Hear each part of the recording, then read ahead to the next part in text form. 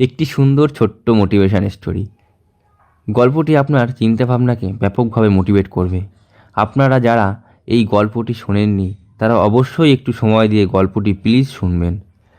আপনার কাছে এই ছোট্ট গল্পটি হয়তো খুবই হেল্পফুল হবে। তো চলুন শুরু করা যাক। একদিন এক ব্যক্তি এক সাধুর কাছে গেল এবং তার সমস্যার কথা বলল।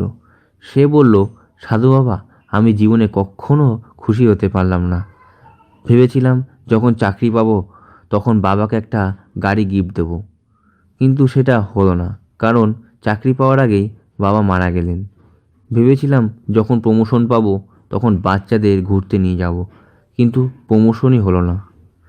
এরকম কিছু কিছু খুশি আছে যেগুলির জন্য আমি ওয়েট করি কিন্তু কখনো পাইনি।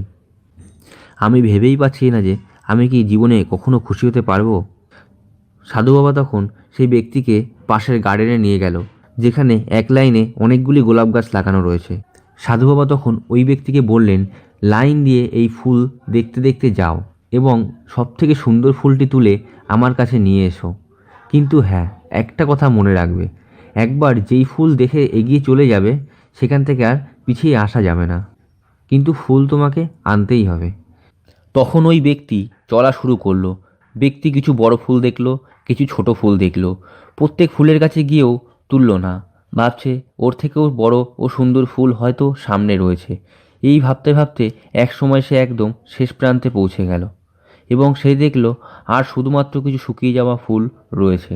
তো তার মধ্যে থেকেই যেটা একটু ভালো রয়েছে সেই ফুলটা তুলে সাধু বাবার কাছে নিয়ে গেল। ও বলল, রাস্তায় আমি অনেক ছোট বড় ও সুন্দর সুন্দর ফুল দেখেছি, কিন্তু এই ভেবে এগিয়ে গেছি যে সামনে হয়তো এর থেকেও বেশি সুন্দর ও বড় ফুল রয়েছে, কিন্তু শেষে গিয়ে শুধু শুকিয়ে যাওয়া ফুলই দেখলাম, তাই তার মধ্যে থেকে এটি আনলাম। তখন সাধু বাবা হেসে বলল, হে বৎস, তুমি সব থেকে সুন্দর ফুলের আশায় এগিয়ে গেলে, কত সুন্দর সুন্দর ফুলের মধ্যে থেকে এই শুকিয়ে যাওয়া ফুল নিয়ে এলে। এই গার্ডেন ধরো তোমার জীবন, আর এই ফুল তোমার জীবনে আসা ছোট বড় খুশি। তুমি এই ভেবে চলতে থাকলে যে সামনে সব থেকে সুন্দর ফুল রয়েছে, তুমি সব ফুলের সুন্দরতা খুঁজতে খুঁজতে শেষ পর্যন্ত গেলে। ঠিক এরকমই জীবনে আসা ছোট ছোট খুশিগুলিকে ত্যাগ করলে শুধুমাত্র বড় খুশি পাবে বলে। যখন বুঝতে পারবে তখন জীবনে আর কোনো খুশিই থাকবে না। বন্ধুরা, এই ছোট্ট একটি গল্প দিয়ে নিজেকে এবং আপনাকে মনে করিয়ে দিলাম যে জীবনে আসা ছোট ছোট খুশিগুলিকে অ্যাভয়েড না করে সেলিব্রেট করুন। কালকের জন্য না ভেবে আজকের জন্য বাঁচুন। সবসময় খুশি থাকার চেষ্টা করুন। বন্ধুরা, গল্পটি আপনাদের কেমন লাগলো জানাবেন এবং আমার এই চ্যানেলটিকে প্লিজ সাবস্ক্রাইব করে নিন। আমি আরও ভালো ভিডিও আপনাদেরকে শেয়ার করার খুব চেষ্টা করব। ভালো থাকুন, ভালো রাখুন। নমস্কার।